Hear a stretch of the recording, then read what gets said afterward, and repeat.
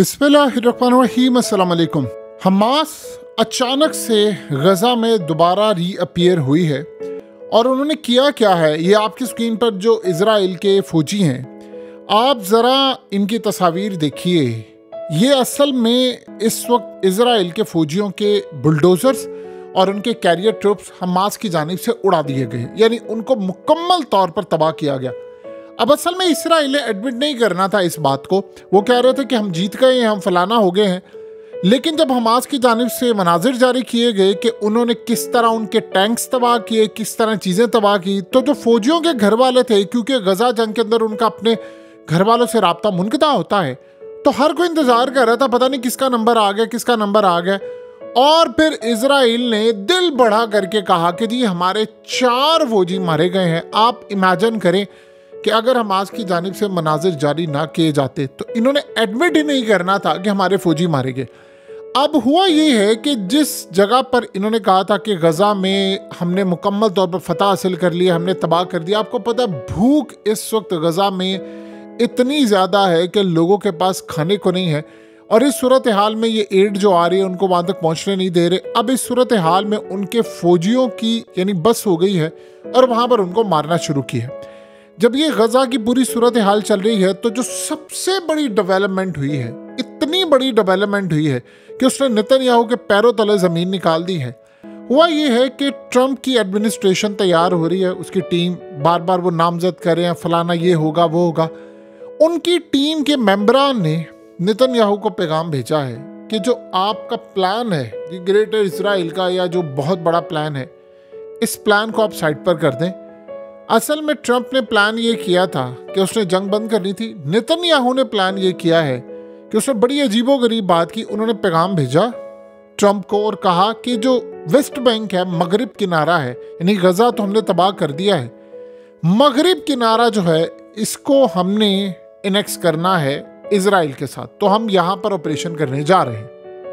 Trump ने आगे plan ये दिया और अपनी टीम को उन्होंने नेतन्याहू को पैगाम दिया।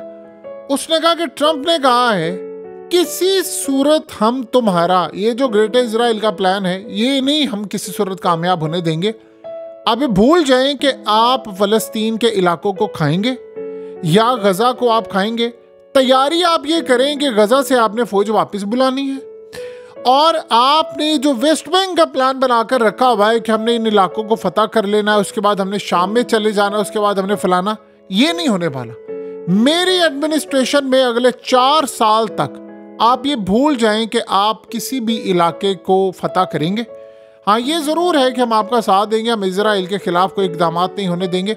लेकिन ये जो प्लान आकर आप बनाकर बैठे हुए हैं कि जी हमने गज़ा को खा लेना है, अब ये तैयारी आप छोड़ दें। उसके बाद वेस्ट बैंक के अंदर आपने जो तबाही करनी, ये नहीं हम होने देंगे और ये आप भूल जाएं। अब आप ये सोचें, ये इतनी बड़ी डेवलपमेंट है कि आज इजराइल के तमाम अखबारात में ये मामला चल रहा है कि नेतन्याहू के ज़ेरे ज़मीन जो मामला चल रहे होते हैं, यानी आप ये सोचें जो बंकर में बैठकर वो प्लान बना रहे हैं वो सारे आज तबाह हो गए। और ट्रंप ने तख्त खींच लिया है नेतन्याहू के, क्योंकि उसकी सियासत बेस ही कर रही है इस बात के ऊपर कि उसने जंग करनी है और जितनी जंग प्रोलोंग होगी ये मामला होगा। उसने कह दिया है कि भूल जाएं आप, 4 साल तक मैं आपको कोई इलाका खाने नहीं दूंगा, इजराइल के ऊपर आंच भी नहीं आने देंगे।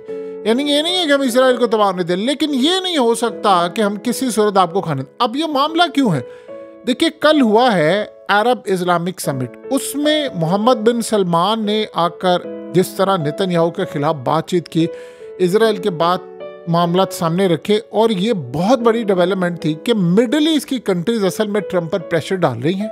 वो कह रही हैं कि ये जंग बंद करनी है और उनका ताल्लुक नेतन्याहू का इतना अच्छा नहीं जितना मिडल ईस्ट की कंट्रीज का मोहम्मद बिन सलमान का और दीगर का ताल्लुक है ट्रंप के साथ।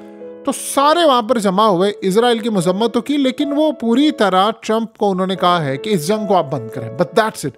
क्योंकि ये जंग जब फैलेगी तो पूरे मिडल ईस्ट में फैलेगी और फैल रही है। तो उन्होंने कहा कि आप ये जंग बंद कराएं, उसके बाद हम ईरान से भी बातचीत करेंगे। इवन 11 ममालिक, अब सऊदी अरब के ईरान से इतने अच्छे ताल्लुकात हैं, इवन के कल आप देखिए उनके चीफ ऑफ स्टाफ गए हुए थे, तो ताल्लुकात उनके आपस में अब इतने ज़बरदस्त हो गए हैं कि उनको किसी थर्ड पार्टी या कंट्री की ज़रूरत नहीं। जो चाइना ने इनकी सुलह करवानी थी, उसके बाद आप ये देखिए सारे जा रहे हैं आ रहे हैं और अरब लीडर्स ने कल जिस तरह वहाँ पर स्पीचेस की हैं, उन्होंने कह दिया है कि बस इस नेतन्याहू को रोकें, यहाँ पर इसको आगे नहीं बढ़ने देना। अब आप ये सोचें, ये वो प्लान है कि इतना बड़ा इजराइल का प्लान था, उस पर ट्रंप ने पानी फेर दिया है। अब इस सूरत हाल में जो बड़ी डेवलपमेंट्स हो रही हैं कि ऐसा नहीं है कि इजराइल पर हमले रुक गए। अब इस वक्त लेटेस्ट डेवलपमेंट ये आ रही है कि ड्रोन्स दाखिल हो गए हैं इजराइल के अंदर बड़े पैमाने पर, और उनकी फ़िज़ा के अंदर ड्रोन्स घूम रहे हैं और उनकी फ़ौज से, एयरफोर्स से वो ड्रोन्स हैंडल नहीं हो पा रहे, लिहाजा हमले वहाँ पर जारी हैं। और आप ये देखें, जब ये सारी सूरत हाल हो रही है, ये शख्स जो आपकी स्क्रीन पर आ रहा है, ये इजराइल का नया डिफेंस मिनिस्टर है। आपको पता है ये जो इजराइल का नया डिफेंस मिनिस्टर है, ये बेसिकली पपेट है।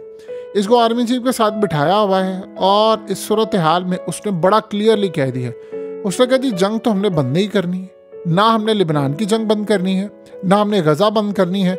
हाँ, इस सारी सूरत हाल के अंदर हम एक चीज़ बड़ा क्लियरली बता देते हैं कि इस वक्त बड़े पैमाने पर तैयारी करें आप जंग की। हमने आखिरी हद तक जाना है, हमने जाकर लिबनान के इलाके फतह करने हैं, हमने गाँव उनके फतह करने हैं, हमने बड़ी लड़ाई करनी है, उसे आर्मी चीफ को बता दिया है।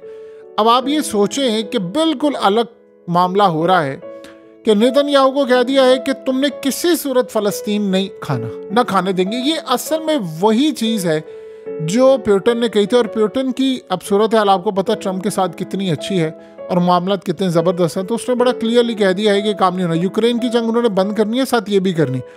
अब असल में आज नेतन्याहू को बात समझ नहीं आ रही कि हमारा तो प्लान था, ये फलाना था, और उसकी राह में ट्रंप आ गया है। यानी हमने बाकियों को क्या कहना है कि ट्रंप इस वक्त आकर ही हमारे साथ ये सूरत हाल कर रहा है।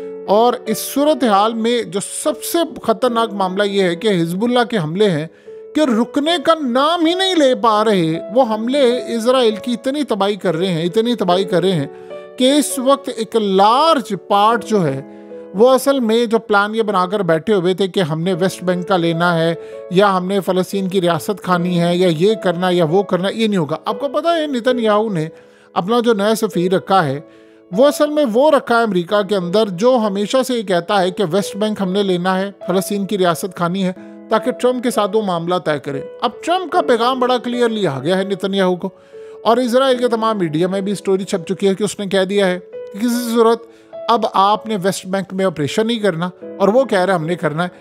अब यहाँ पर होने वाली है असल लड़ाई, ये बात आप ज़हन में रखिएगा। देखिए गजा के अंदर इनको मार पड़ रही है, ये वहाँ पर मासूमों को मारे, एक ही सूरत हाल होती है जब इनको लिबनान में मार पड़ती है, इजराइल के अंदर मार पड़ती है, गजा में मार पड़ती है, इनके फौजी तबाह होते हैं, इनके कैरियर ट्रुप्स तबाह होते हैं। ये सारी की सारी जो सूरत हाल होती है, ट्रंप असल में बिलीव करता है कि लड़ाई तो जारी रहेगी ताक़यामत, वहाँ से आप मारेंगे और आएंगे, हमने एड शेड इनको कोई नहीं देनी। अब नेतन्याहू क्या तख्त खींचने का वक्त है। बिल्कुल बड़ी क्लियर सूरत हाल हो गई है कि नेतन्याहू का जो तख्त है अब खींचने की तैयारी मुकम्मल तौर पर हो चुकी है। देखिए इस जंग को ट्रंप ने कंटिन्यू नहीं करना, वो बड़ा प्रेशर लेकर आया है, इस्लामिक वर्ल्ड का बड़ा इस वक्त प्रेशर है उसके ऊपर, और वो एक ही बात कह रहे हैं कि नेतन्याहू को रोकें, नेतन्याहू को रोकें। अब यही सूरत हाल होने वाली है। आपको हैरानगी होगी इस बात को जानकर कि आने वाले वक्त में अमेरिका ट्रंप को ही नहीं बर्दाश्त करेगा। यानी जो उसकी स्टैब्लिशमेंट नहीं करी, वहां पर बैठे जो इजरायली वो भी नहीं करेंगे और इसराइल से भी नहीं होंगे। ये इतनी अजीबो गरीब सूरत हाल है कि ट्रंप के बारे में कहा जा रहा है अनप्रिडिक्टेबल सिचुएशन उसने पैदा कर दी, किसी को समझ ही नहीं आ पा रही। इजराइल कुछ कह रहा है, ट्रंप कुछ कह रहा है। असल बात यह है कि ट्रंप अगर हाथ खींच लेता है इजराइल से तो इजराइल तो गया ना, वो तो खेल उनका खत्म हो गया। लिहाजा अब जो मामला सामने आ रहे हैं गजा के अंदर, ये असल में बिल्कुल फाइनल मोड़ है। क्योंकि देखिए दो चीजें हैं यहाँ पर। नेतन्याहू कह रहा है कि गजा को रीबिल्ड करना है लेकिन रहेंगे हम। ट्रंप ने कहा है कि नहीं, वो अपनी टीम के थ्रू पैगाम भेजा कि गजा को रीबिल्ड करना है, जो कुछ भी करना है आप यहाँ से निकलेंगे और उसके बाद वेस्ट बैंक का ऑपरेशन करना है, हम आपको ना हथियार देंगे ना कुछ। अगर ये सूरत हाल आ गई कि दोनों आमने सामने खड़े हो गए तो क्या हम जॉन एफ कैनेडी वाली सूरत हाल देखेंगे? देखें इस वक्त अमेरिकी एस्टैब्लिशमेंट ट्रंप के खिलाफ है, इजराइल की एस्टैब्लिशमेंट का हिस्सा खिलाफ है। अब मिडिल ईस्ट की कंट्रीज कह रही है जंग नहीं करनी, ट्रंप कह रहा है नहीं करनी, बाकी ये कह रहे नहीं करनी, हमने ट्रंप को भी बाईपास कर देना। इजराइल तो अमेरिका के हथियारों के बगैर एक दिन भी नहीं लड़ सकता, फिर क्या होगा? ट्रंप की जान को खतरा है, ये आप ज़हन में रखिएगा। ट्रंप की जान को बड़ा शदीद खतरा है। नेतन्याहू का प्लान जो है वो कामयाब अभी होता हुआ नजर नहीं आ पा रहा। लेबनान में से तो उनको खैर कोई विक्ट्री हासिल है ही नहीं, ये तो आप ज़हन में रख लें। फिलहाल दूर दूर तक उनकी कोई फतह के इम्कानात है नहीं। जिस तरह वहाँ पर तबाही हो रही है, सुबह शाम घरों को आग लग रही है, तबाही हो रही है, बर्बादी हो रही है, वहाँ के लोग छोड़ कर अब जा रहे हैं और वो कह रहे हैं कि नॉर्दर्न साइड तो उन्होंने खाली कर दी। बहरहाल ये बड़ा मौका है। उधर से हमास भी दोबारा रीअपीयर हो गई है गजा के अंदर, इधर से ये लोग भी रीअपीयर हो गए हैं और ये सिर्फ अगले 5-6 हफ्ते रह गए हैं और इसमें हर गुजरता दिन इजराइल के लिए एक झटके से कम नहीं है।